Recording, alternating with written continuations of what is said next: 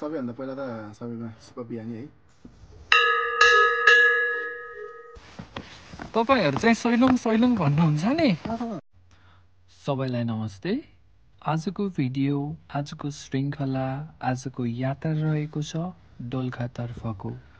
दोलखा र रामेछाप जिल्लाको सीमा क्षेत्रमा 3150 मिटरको उचाइमा रहेको सैलुङ पहाड सबैभन्दा सुन्दर पहाड मध्येको एक उत्कृष्ट पदयात्रा गन्तव्य मानिन्छ। यो ठाउँ प्राकृतिक हुनुका साथै धार्मिक क्षेत्र पनि हो र यसको पछाडिको वास्तविकताले यो ठाउँलाई स्वर्गका घाँसहरू जस्तै सयौं साना साना पहाडहरूले घेरिएको छ। त्यसैले यसलाई सैलुङ नाम दिएको हो। नेपाली भाषामा भन्नुपर्दा सयको अर्थ 100 र लुङ भन्नाले पहाडहरूको सामूहिक रूपमा सयौं पहाडलाई जनाउँछ। सैलुङ पदयात्राले 5 वटा सुन्दर दृश्यहरू प्रदान गर्दछ। नेपालका हिमाली क्षेत्रहरू जसलाई एकमात्र पदयात्राको रूपमा मानिन्छ, जुन सबै हिमालय क्षेत्र, सगरमाथा क्षेत्र, अन्नपूर्ण क्षेत्र, लाङटाङ क्षेत्र, गणेश हिमाल क्षेत्रको दृश्य प्रदान गर्दछ। पहाडको चुचुरोबाट सगरमाथा, लोकचे, मकालु हिमालय श्रृङ्खला लगायतका मनोरम हिमालको दृश्य र काठमाडौँ उपत्यका र तराई क्षेत्रका मनोरम दृश्यहरू अवलोकन गर्न सकिन्छ। 2 महिनासम्म हिउँले पहाड ढाक्ने भएकोले जाडो मौसममा यस ठाउँको सौन्दर्य बढी आकर्षण देखिन्छ। यहाँबाट हिउँले ढाकिएको हिमाल दृश्यहरू सहितको दृश्यहरू धेरै आकर्षण छन्। साथै यो ठाउँ दिनको समयमा हेर्न सकिने सूर्यका 13 रङहरू हेर्नका लागि पनि प्रसिद्ध छन्। साथै धार्मिक दृष्टिकोणले पनि उत्तिकै महत्त्व रहेको यस स्थानमा शैलेङ्गेश्वर महादेव भगवान शिवको स्वरूप बासिन्दा भएकोले जनै पूर्णिमा, बाला चतुर्थी र 12 वर्षको मेलामा धेरै भक्तजनको घुइँचो लाग्ने गर्दछ। यद्यपि निश्चित रूपमा यो ठाउँको भ्रमण गर्न र यसको सांस्कृतिक र धार्मिक सँगै हिमालय र अन्य दृश्यहरूको सबैभन्दा सुन्दर मनोरम दृश्यहरू अनुभव गर्नका लागि पनि मान्छेको घुइँचो हुन्छ।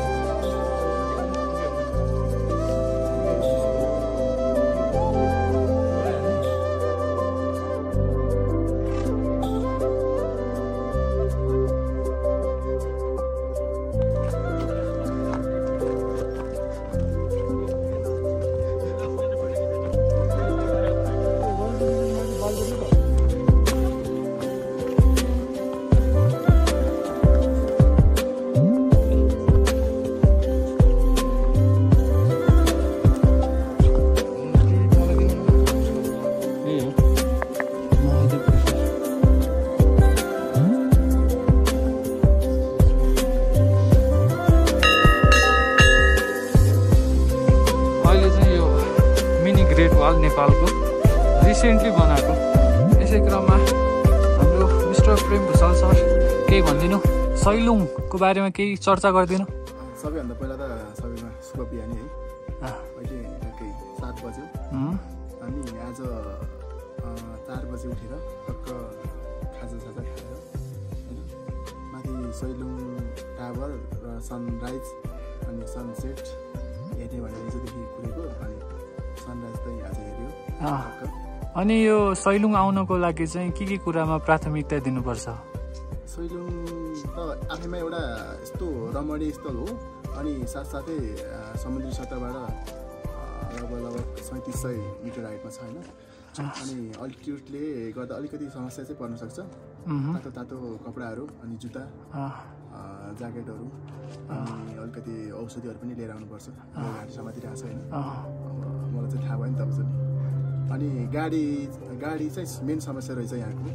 सबभन्दा ठुलो चाहिँ गाडीको समस्या हो।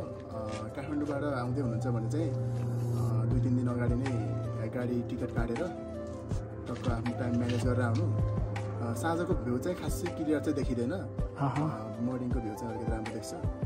एक दिन अगाडि आएर कालापानी भन्ने ठाउँ छ, त्यहाँ आएर बसेर अर्को बिहानै 3-4 बजे उठेर मजाले माथि गएर सनराइजको भ्यू साथसाथै मजाले हिमालहरू खुलिरहेको हुन्छ, एकदम इन्जोय गर्न सकिन्छ है। अनि यहाँबाट चाहिँ सगरमाथा, अन्नपूर्ण, गुनासलु, माछापुच्छ्रे चाहिँ देखिँदैन होइन। अनि गणेश हिमाल एकदमै मजाको भ्यू देखिन्छ। सगरमाथा चाहिँ अलिकति हाइटले गर्दाखेरि नदेखिने रहेछ, एकदमै मजा, सिन चाहिँ बवाल छ। अनि यो सोइलिङ चाहिँ कसरी रहन गयो भन्दाखेरि चाहिँ नाम चाहिँ तामाङ भाषामा सय भनेको चाहिँ 100 नै भइहाल्यो होइन। अनि लुङ भनेको चाहिँ माला हो कि। अनि यो चाहिँ 100वटा थुक्का मिलेर बनेको होइन। अनि 100वटा थुक्का मिलेर बनेको भएर 100वटा थुक्काको माला भनेको चाहिँ सोइलुङ हुने गर्छ अरे होइन। एकदमै राम्रो छ, आउनै पर्ने ठाउँ हो।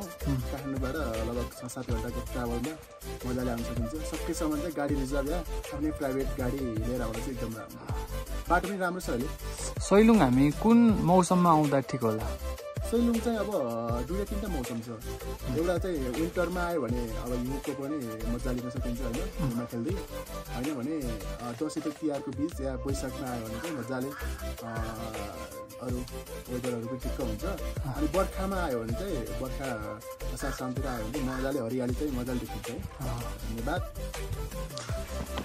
तपाईँहरू चाहिँ सैलुङ भन्नुहुन्छ नि, यस्तो खतरा बाटो छ है। यस्तो खतरा बाटो तरेर आउनुपर्छ तपाईँहरू है।